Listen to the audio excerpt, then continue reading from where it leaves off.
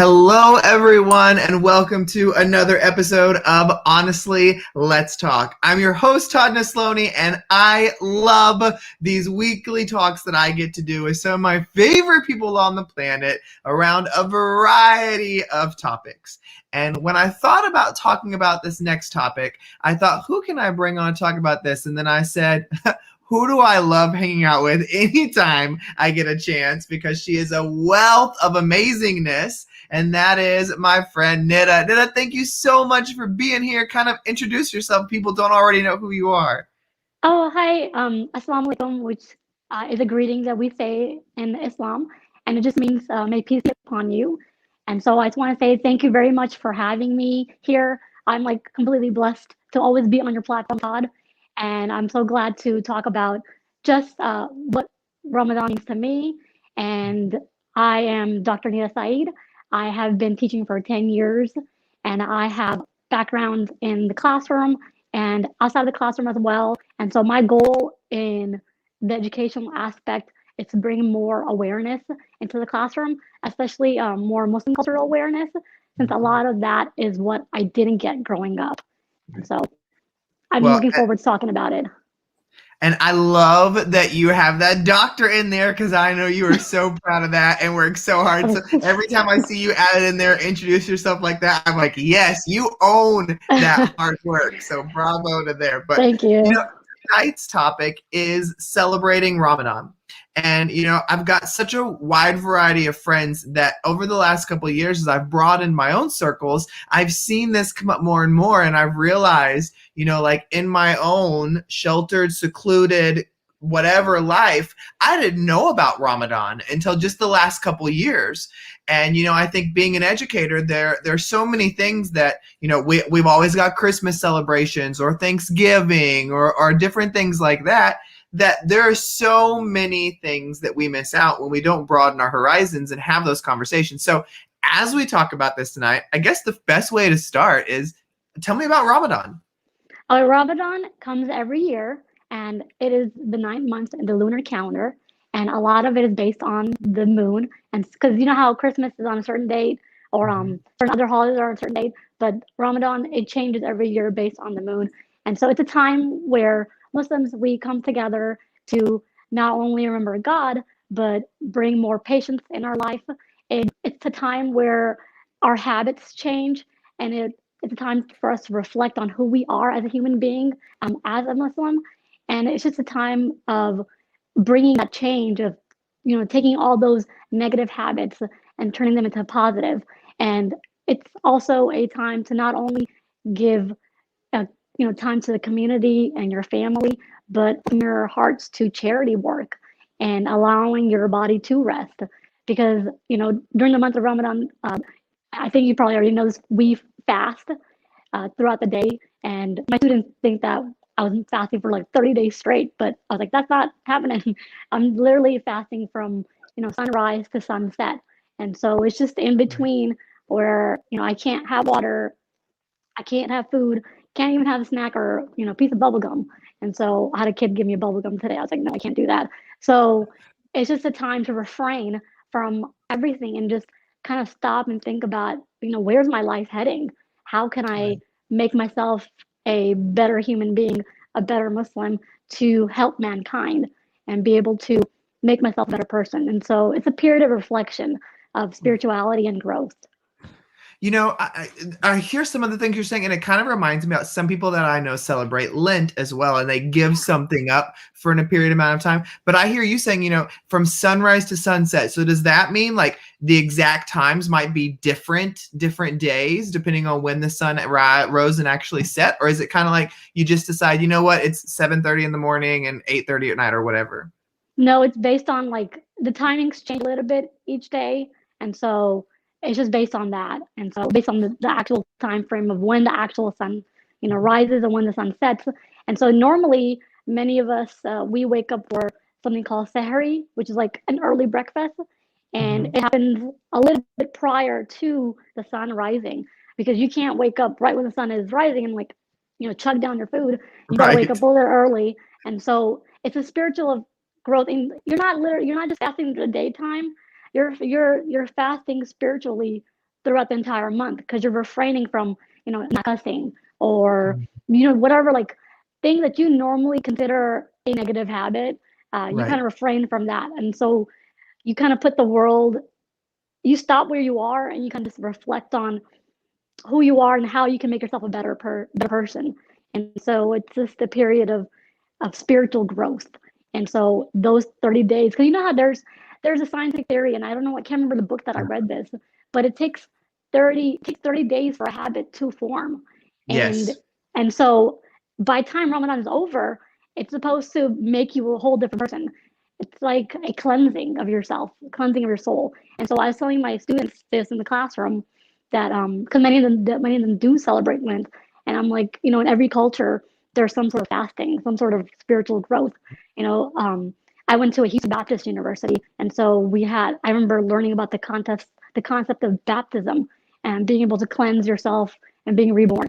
So it's Ramadan is kind of similar to the sense that you are spiritually kind of changing who you are because sometimes we stray away from what's of actual purpose in our Mhm. life. And so Ramadan comes in that way. And I guess I'm just a little extra on that sense because I just love it and I try to bring it in all aspects of my life.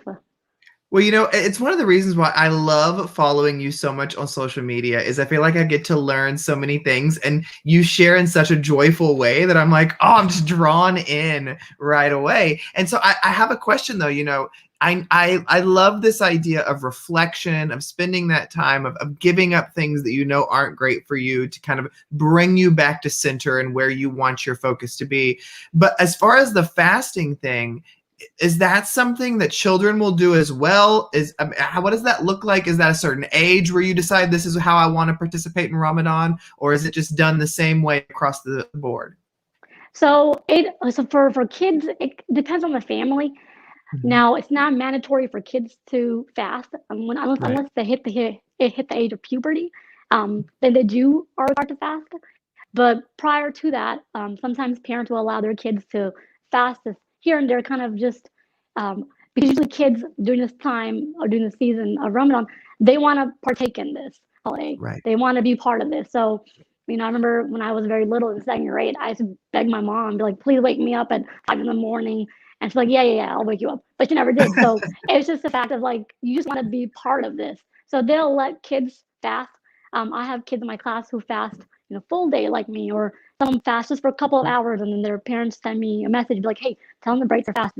I only want them to fast for a little bit." So it's just when kids do fast, it's just for them to be able to experience what it feels like because when they become an adult, they'll be required to fast because Ramadan is one of the five pillars of Islam. Right.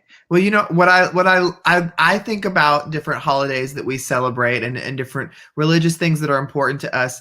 I feel like in my own life, when I reflect on those, there's always one piece that's always my favorite of each one of those. And so when you're thinking about Ramadan, what's your favorite part of Ramadan? Okay, so there's so many different parts.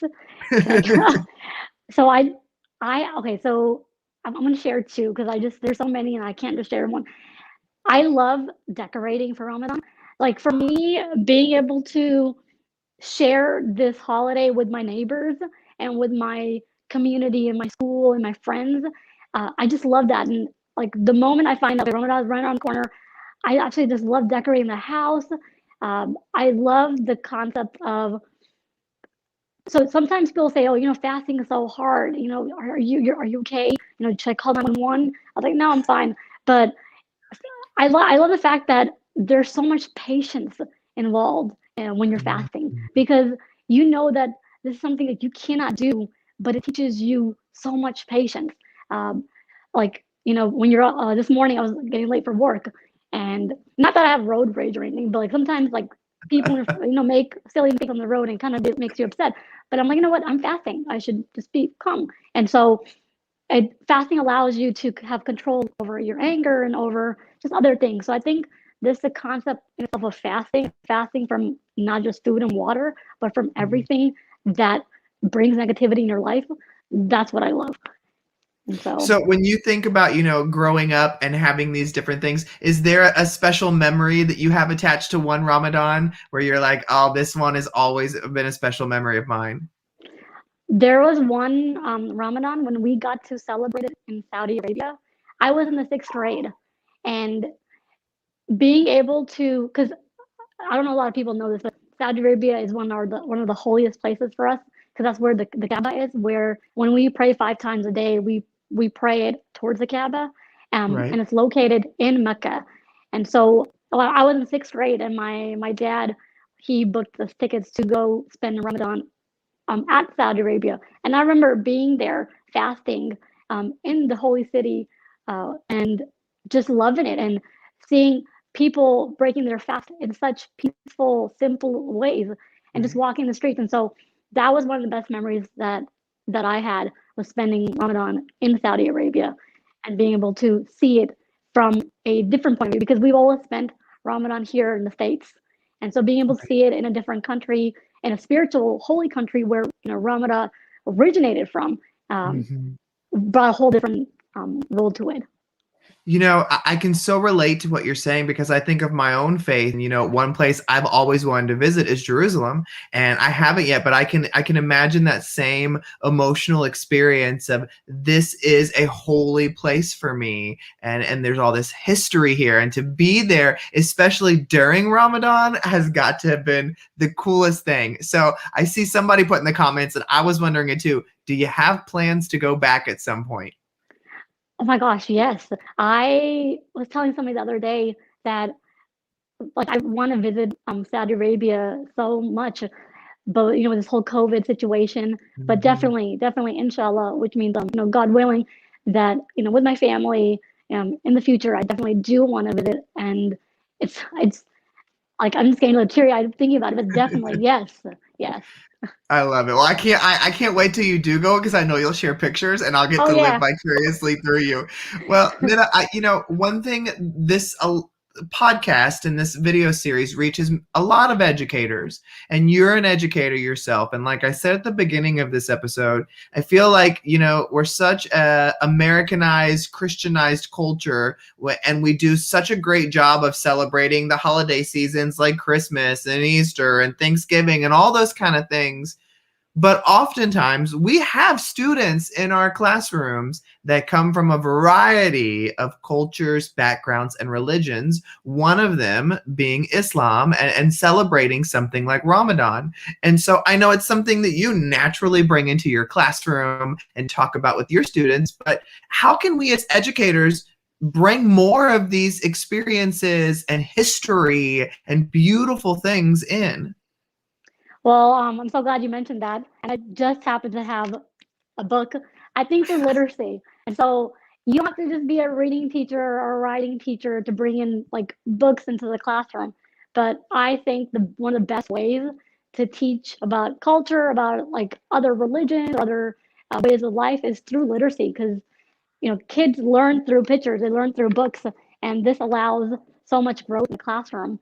And I think it also depends on the administrative role.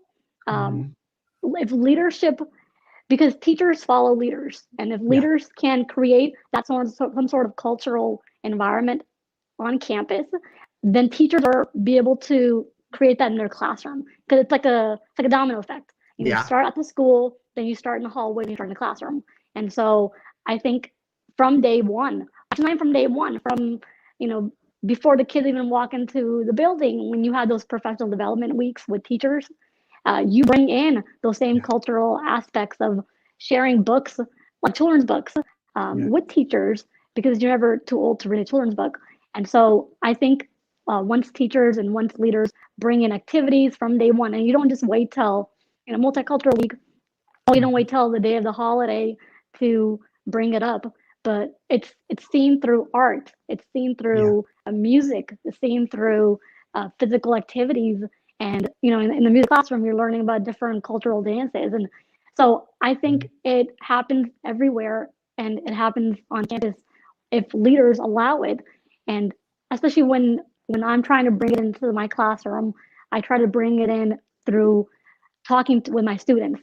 We have like Socratic seminars where we get into circles, restorative disciplines, when we get in circles and talk about who we are.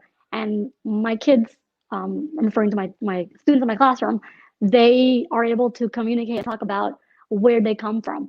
And it's Yeah. not just, in the beginning of school year when you're trying to build relationships, it's embedded throughout the year with conversations. Because if you're talking to your kids, you know that, oh, she celebrates the Chinese, Mhm. Lunar New Year's coming Yeah. up. So I should have her, or I should bring in books and showcase that with the students and, with the parents' permission, allow them to come into the classroom and extend Yeah. it out to the community.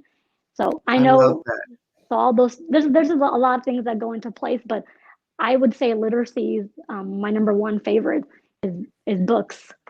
So I've got two questions. First of all, was that a Ramadan Curious George book? And oh my gosh, I have like a huge collection of Ramadan books, but yeah, this is a Curious George book. I got this from my nephew. It is like the cute. I had no idea Curious George had a Ramadan one. Me Um, neither.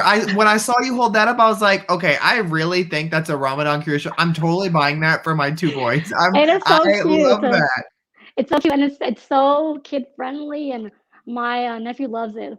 He's reading it, or he was reading it earlier. But I think just through literacy Yeah. and if I know sometimes teachers have a hard time, budgets and buying books, but you can always have parents donate, or there's a lot of different places that can donate Mhm. books to teachers, or even checking out from the public school library. Yep. And so being able to have that, and I know you mentioned earlier that we have the Christmas holidays or different holidays for around December time.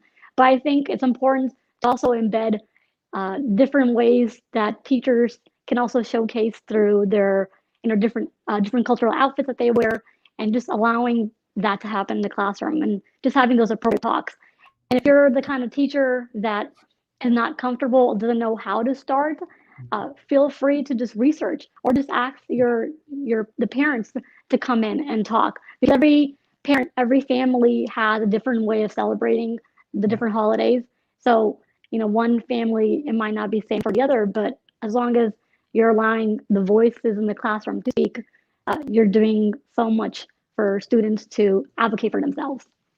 Okay, there you are sharing so much goodness. I'm gonna need to go back and re-listen to all this because I want to reiterate a couple things you said. Number one, I love that you said, when you do your research, do all of that, but also just talk to people because like you said, everybody celebrates it differently. I mean, I think of Christmas, I'm like, we don't all celebrate Christmas the same way. Yes, in the end, there's the same general belief for those of you who are celebrating it for the religious reasons, but everybody celebrates it different way. Heck, for my Christmas and my family, we don't even open gifts the same way, depending on who Yeah. we're with or how we do it. But the other thing I heard you say that I loved is that it needs to come from the top, not just in the classroom. When it comes to exemplifying other cultures and religions and backgrounds. And what I think is so important too is knowing that even if you don't think you have any students that represent that culture or that background in your classroom, that's not a reason not to educate yourself and bring it in, because our kids are going to be interacting with all types of people, and the better and more well-rounded they can be, that's only going to benefit them in the long run. And I hear you talk about all this, and it kind of breaks my heart that I look at my own experience in the classroom and think I missed such an important piece when I was a teacher about not bringing some of these in. And there were so many ways in hindsight that I could have, but I hadn't educated myself. My circles weren't developed enough, and I didn't see a need, and I didn't even know what I was missing until I chose to put myself out there and learn. And so, Nida, I'm so thankful that you came on today to talk about this. So, as we close, I always ask the same question, and that is, if we're going to leave people with one thing, what's the one thing you want to leave them with?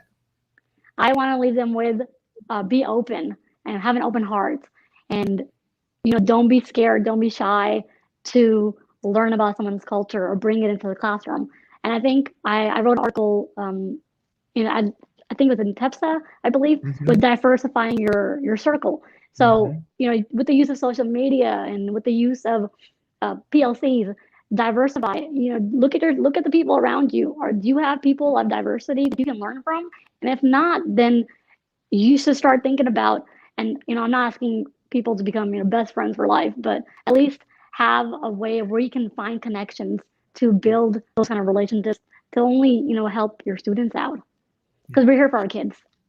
Well, you are fantastic. I'm so thankful for you coming on today. I hope everybody listening or watching learned some new things about Ramadan, or if you already knew, I hope you were just reinvigorated to go through as well. Thank you so much for being a guest, and thank you everybody for listening or watching. Remember, you can join a brand new episode. They're normally on Thursday nights, but my schedule's all messed up this week, so Nida was great in making tonight work for me. But you can join live every Thursday night, typically at 8 p.m. Central, and you can check out all the past recordings on iTunes, Spotify, SoundCloud, YouTube, wherever you get your stuff.